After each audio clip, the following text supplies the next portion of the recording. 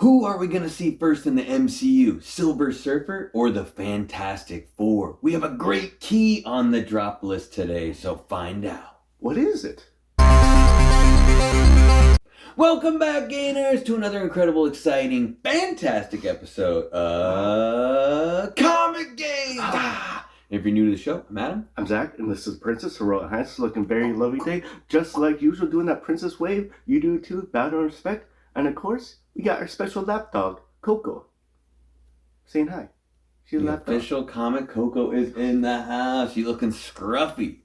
All right, let's get down to some business, guys. So, every Monday, the ComicGains crew gets together with Coco, and we try to figure out the 5 biggest drop comics of the week. And if you're asking yourself, what is a drop comic? Well, we figure out which comics were hot or trending or on a speculation list 1 year ago, and we take those comics, plug them into our special calculator, which is Zach's brain. No, we have a real calculator. And we figure out which of those books have gone down in price a year ago. And this is a really good way for people to figure out if books are a good idea to pick up because they've gone down in price, or if you should just forget about that speculation that everyone was making a year ago anyway. So sometimes that happens. Or like a movie fails or a TV show didn't pan out, you know? Yeah. Sometimes it doesn't gold pan. That's true. Gold pan. So we break it all down and we bring a brand new list here every week. But before you get that new list, you need a new drink. Yes, and it's a cocoa drink. A Vita Coke. Well, actually, no, it's pure coconut water. They told me it was Vita Coke. They liked me. I stole this from the princess. You know, she was very generous about letting me steal this. In today's world, it's hard to decide what is real and what is not. It's crazy out there. That leaves us with 2 choices. Get on the spaceship to inhabit another planet, or keep it 100. Are you with us? What are you drinking? That's what it was. Pure coconut water. You gotta show them. You're like showing yourself. What am I drinking? I was a little traumatized by that. You know, I want to go on No alcohol today? No. Oh, okay. I'm trying to get pure. Yeah, that's really good. 100%. Pure coconut water. No added sugar. I can't speak. Yeah, pretty good. I'd buy it again. There you go. You heard it here first. Know what else you would also like to buy? Stuff from us on Whatnot. On Whatnot? Every Saturday at 3 p.m. Pacific Standard Time, you get to hang out with Adam and Zach, where we got the best deals on Whatnot. Dollar starts, 30-second auctions. We give away slabs every day. And if you stay up a little bit later, you get to come on the very exciting Princess of Gains show, where she hosts her own show, does mystery polls and dollar starts, 30-second auctions, some of the best lady books and other books you can find on the market. And if you want to hear the princess talk finally, you got to come to the show. What a lovely, lovely voice. All right, let's get back to the comics. Ooh, we got Spider-Man topping the list at number 5, and it's the Amazing Spider-Man, issue number 10, volume 3. I know it gets a little confusing after the first run what volume you're in. This came out in 2015. Oliver Coppel, awesome artwork in these books. Dan Slott, everyone's favorite Spider-Man writer, depending on who you are. And if you're wondering what this book is, you shouldn't, but maybe we'll tell you for the first time. First appearance of Spider-Punk, the alternate reality Spider-Man who is Hobie Brown from the other reality, where he's kind of like a British punk rocker / Spider-Man character, which I always thought was cool because Hobie Brown plays the Prowler in the regular 616 universe, and then the Prowler is Aaron, who is Miles' dad in the Ultimate Universe, so it's a weird sort of triangle of cool characters that all mix around. And this character was really hot 1 year ago with Across the Spider-Verse coming out. We all knew we were going to see Spider-Punk in that, and Daniel Kaluuya did an awesome job doing the voice acting for that character in the movie. Kind of one of the standout players of the movie, I would say. Maybe Spider-Man 2099 was a little more standout than him, but there's a lot of talk of people doing like a spin-off show with him. I don't know, the artwork that they use for him might be a little hard to do an entire show with that, but I don't know. It had a very similar feel to TMNT, the artwork that they did in TMNT. There's some cool stuff. If you had read the whole Spider-Verse series, this book in particular doesn't really showcase a lot of Spider-Punk. You get to see him. They're like gathering up all the Spider characters together, and he just kind of is there and like, hey, there's Spider-Punk. Doesn't really even tell you who he is. There's actually Spider-Verse issue number 2 gives you like his origin and background, which I think, in my opinion, is a more important key, but it's not worth as much because this is his first appearance. But it's a good thing to get both of them. And then in 2022, he got his own solo series that came out. I read that whole series. It's really good. It's kind of like that standard thing though, where they're like, here's another universe and here's like these alternate versions of the characters that you already know in a different story, but they're the characters that you know. It's kind of good, but it kind of has that weird similar feeling to it. So take it as it is if you like Spider-Punk or if you don't. I personally think the character's cool, so, you know. But he didn't make the drop list. Not very much. Zach will get you with those numbers. Yeah, we're rocking out a year ago. For a CGC 9.0, it was $200, right? Now, it went a little grunge. It's $162 for a 9.8. Range, it's been as low as $89 and as high as $350 in the entire year. $216 is the average sell. It's a 19% drop. There's 825 of them total graded, and 443 of them are 9.8s. That's 54% of total graded. Decent book. I think it's a decent key that will go up in price at a steady rate. I will say it's probably not going to be on the same level as Ultimate Fallout 4 or Edge of Spider-Verse 2 or even Spider-Man Noir #1. I would say this is probably a nice book to have in your collection, especially if you're a big Spidey fan. But I would probably just try to get this raw and then maybe find a nice copy, submit it to get graded. I don't think I'd want to buy it for $162 in the 9.8. I wanted a little bit more meat on the bone. Little meat on the bone? Yum. It's a really fun series if you've ever read it, though. So I highly recommend reading the Spider-Verse series. A lot of books to read, but it's a good series. Absolutely. All right, for this next one, we got to get real small. And it's Micronauts #1 from 1979.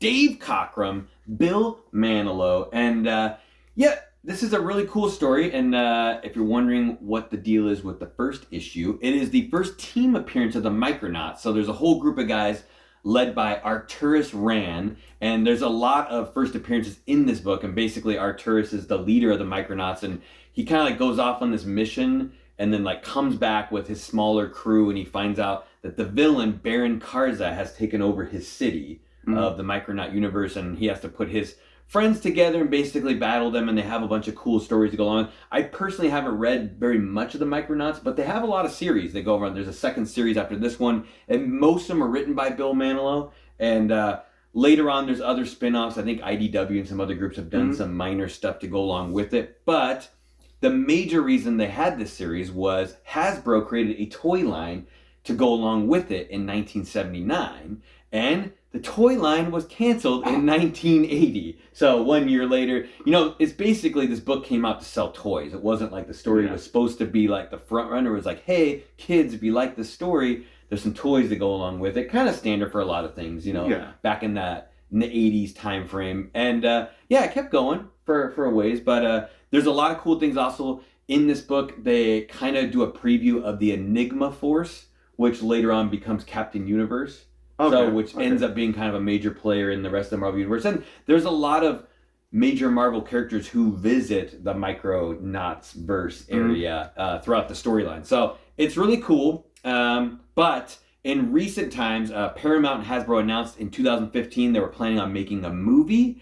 Nothing quite has happened of that. And last year, the reason this book was hot is people were speculating that Guardians of the Galaxy 3 might have the Micronauts universe in that movie because they were shrinking down and going to the Quantumverse, which is cool. Kind of a similar sort of verse. It didn't really happen, but the book spiked nonetheless.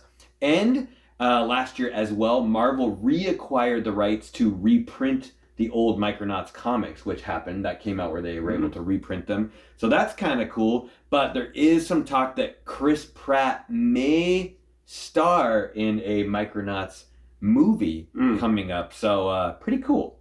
I don't know. There's a lot of news with the Micronauts, but they're connected to Hasbro, so that things kind of depends on if Hasbro's going to front the money to do anything, because I think they'll get the bulk of the money as it comes in, since they're the main owners. There is a Whitman variant that is worth a little bit more, so be on the lookout. Oh, absolutely. Right? Yeah. Price a year ago, it was all zoomed in for this micro book at $185 for CGC 9.8. Now, it's a little blurry. It's at $142. Range $132 to $450. Average sales $187. It's a 23% drop. Ooh. There's 3,750 total graded of this book. 858 of them are 9.8s. That's a lot. Yeah, it's not too bad. Yeah. It's 23% of total graded. Okay. I will say that's a great number right there. I will say that reason why it's not worth more is because there's not a huge fan base for Micronauts, to be honest, as of right now. Potentially in the future, it could be.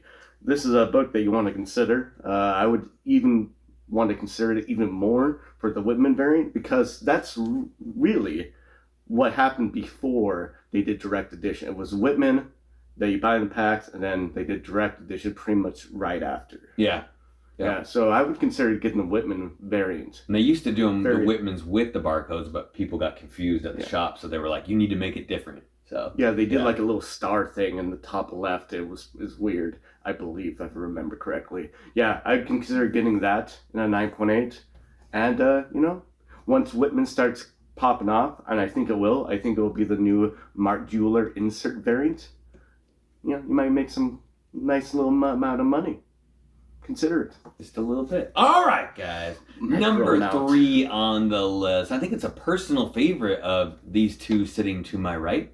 Right? Mm-hmm. Yeah, or your left, depending on how you're looking. We got NYX number 3, 2004.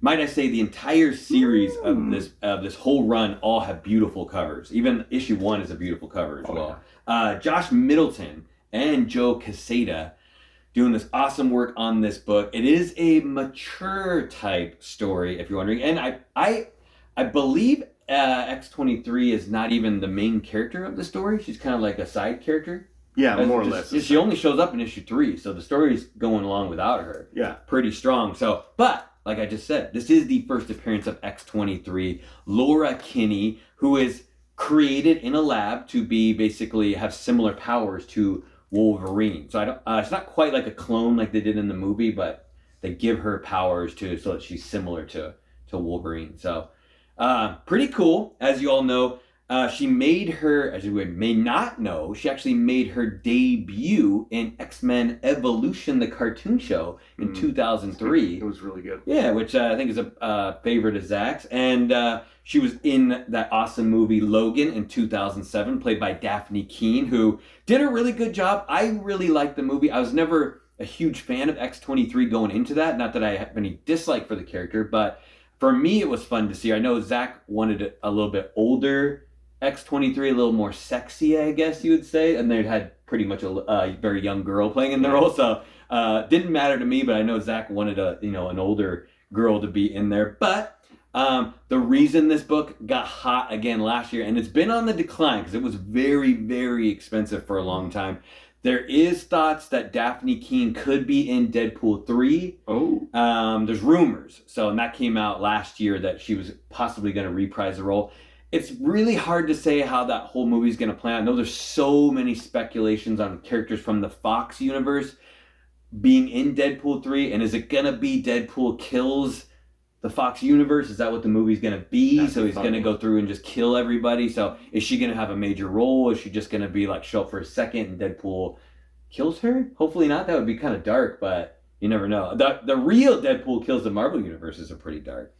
But yeah, just she is a very exciting character and something to look at. Obviously, she's so cool that they made a clone of her, Gabby, who is just as almost as cool as she is. So they liked her so much, like we need 2 of her, So that's kind of interesting. But Zach will hit you with those NYX numbers and let you know if maybe it's a good time to pick this book up. It was feral a year ago. For CGC 9.8, it was selling for $2,150. Now, the beast has been tamed at $1,205. Range is $1,000. Was low High was 2,150. Average sales 1,286. It's a 44% drop. Ooh. I will say there was a 9.9 that sold within this year period for $4,550. That's a good deal, actually, for the 9.9. Highest grade. Is there like one on the census? I think there's 2. Okay. 2 or 3. I don't know. I can't remember exactly. There's not that many. There's 6,643 total graded. 2,353 of them are 9.8.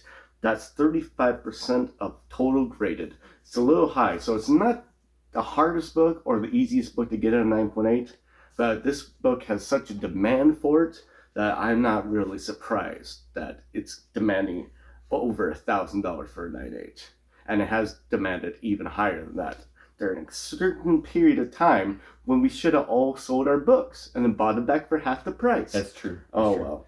I think this is going to have big implications in the MCU. I think she's going to show up again, and she's going to be, I think, a crowd favorite. So I would get this book again and again and again. If I could find all the copies in the world, I could afford them, I'd buy them all. Yeah. Get this book. And fun fact, Zach and I did a little bit of research on this a while back.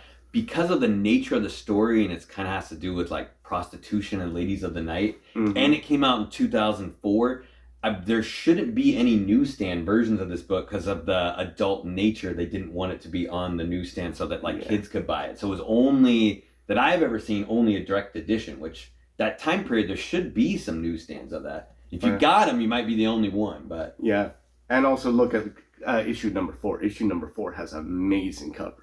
Take a look. All right, guys. Number 2 on the list. And we finally got a Silver Age book that made the list this week. And I wish I had. I actually thought I had this for a second. We got Fantastic Four 72, 1968. Stan Lee, Jack Kirby. Woo! And this is basically just an iconic cover by Jack the King Kirby. You have Nornrad, Silver Surfer, blasting through on the cover, just looking awesome. And there's a lot of things to talk about. You know, like this kind of what we were saying at the beginning of the show, like MCU, Silver Surfer, Fantastic Four. We know we're getting them.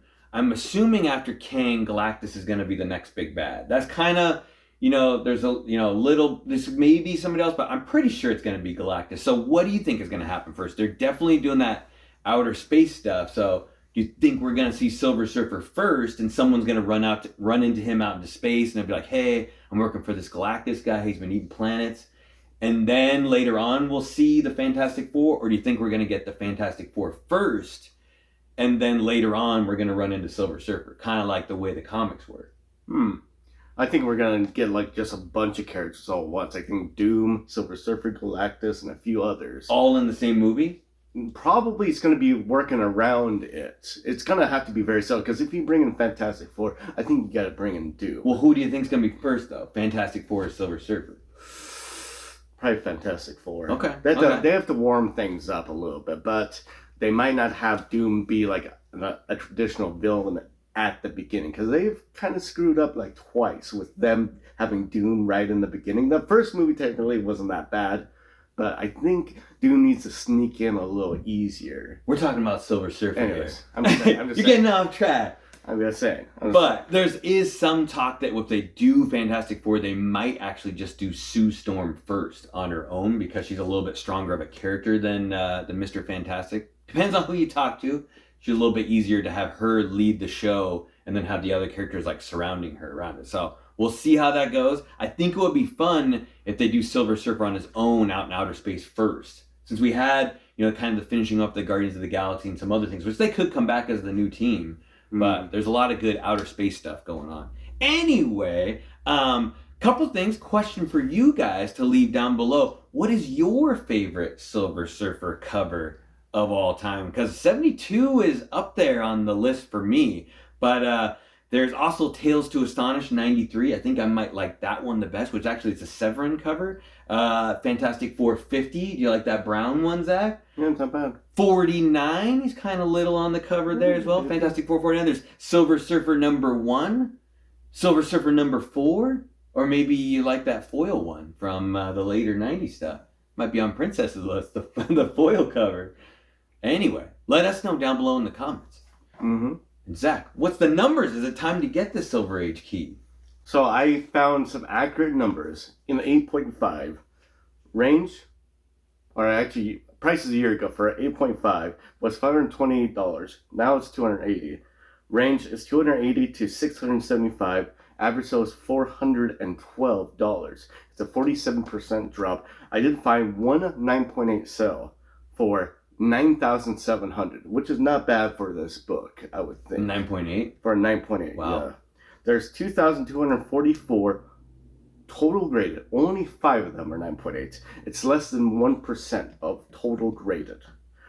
This is one of those books where you don't need this you don't need this graded. You just need a nice cover and looking nice in a top loader or in a comic capsule. We'll talk about that later. Not in the show. But something looking very nice, something you can present well, something that can protect it. Yeah, that's all I'd say about it. I would think it needs to be in a short box or maybe even on a wall in a UV protected room. UV protected room? Yeah. It's like a clean room. Right. It's making stuff up now. Okay. All right, guys. We made it to the end. We got the #1 dropped book in the world for this week, and it's a different one. We got an ash can on the list, and you don't see too many ash cans anymore, but this is Gargoyles #1, the ash can 2022. Dynamite Comics brought him back, and this is done by Greg Weisman and George Cambatis, and Greg Weisman's actually the original showrunner on the cartoon, so he actually is the original writer for the cartoon that came out back in the day. And all right, this is a preview of Dynamite taking over the publishing for Gargoyles, and it's also a 1 per store thank you brand. People kind of forget that they only sent out 1 to each store. And I was a big fan of the 90s cartoon when it came out. Watched a lot. I wouldn't say like I watched it more than once, just kind of depending on, back in the 90s, you didn't really have like streaming or like TiVo or anything like that where you could like rewatch it. Like, people are like, what is TiVo? Is that even a thing anymore? Anyway, I mean, we even named some of our pets out. We had a dog named Goliath. We had a cat named Bronx. But I thought, as I read this book as it came out, and it was very confusing, because there is a Marvel comic that came out in 1995 that kind of finished up where the show left off. Then the comic continued on from that. And then this book continues on where the comic left off. And I never read the Marvel comic when it came out. So to me, it was kind of exciting that Gargoyles was coming back. But as you're reading it, I was like, I don't know who any of these characters are. And they kind of acted like you just knew where everything left off. They didn't really give you any background story. Because I remember, like, when the show came out, you have, like, 5 or 6 gargoyles, and then the human woman, and they just kind of, like, went on their adventures. But by this time, when the Dynamite one came out, there's, like, 20 gargoyles. I'm like, who are all these guys? And everybody's got kids, and everybody's got significant others. But I thought it was really confusing, which I think maybe, I mean, I'm not speaking for everybody, but I feel like this book has kind of dropped off a little bit, where, and I don't know, maybe they should have started it over at the beginning. It's hard, because, obviously, Greg wrote the original, so he probably doesn't want to like rewrite the same stuff he already wrote. But there is an announcement that Disney Plus is going to do a live action of this show. And guess what? They're leaving Greg Weisman off the list. So they're not using him for the show, which is funny since he's the creator. I don't know if that has anything to do with the book not being as good as it should have been, but I don't know. In my opinion, as a fan of Gargoyles, I did not like this rendition. So just because it was confusing. Zach will hit you with the numbers. It's maybe why it's the #1 dropped in the world. Yeah, so I could only find reliable raw sales. So raw sales a year ago for raw, high grade, was $100. Now $15 for the last. So it's been as low as $1, but as high as $120. Average sale is $32. 85% drop. There's only 31 total graded. 16 of them are 9.8. So it's not the hardest book to get in a 9.8, but you can't find any good numbers on eBay. I mean, people are pretty much just saving this book, putting it in their PC. If it got graded, it's in their PC. It's not coming out anytime soon. So Oh, and there also is apparently a Diamond Retailer Summit variant of this. Mm-hmm. And there's only 10 graded, and only 3 of them are 9.8s. So, yeah, that's kind of interesting.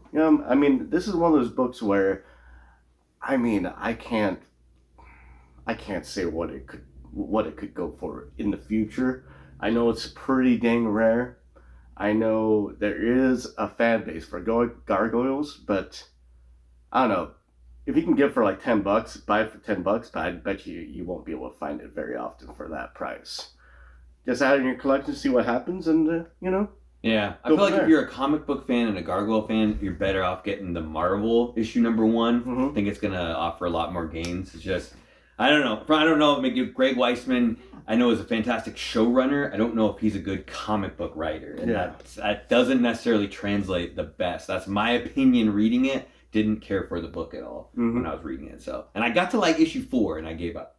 Yeah, I'm like, no more for me. Quitter. That's enough. All right, guys. Thank you, everybody, for coming out to watch us on this day of the drop list. And if you can do us a huge favor, hit the like button, hit the subscribe button, hit the notification bell, because if you want to see us live and chat with us, do it on Wednesdays, and you'll get the notification when we're coming on. And leave a comment down below. I'd love to hear what your guys' favorite Silver Surfer cover is. And yeah, you got anything else to say? Yeah, sure. How you do that is, I have to recommend NOIX number 3 for you to buy off this list. Oh, Get those gains. That's your pick. I am of the full wit. Yes. Get those gains. You will thank me later. Get that book. Get it. No, don't leave your hands off it, Princess. Mine.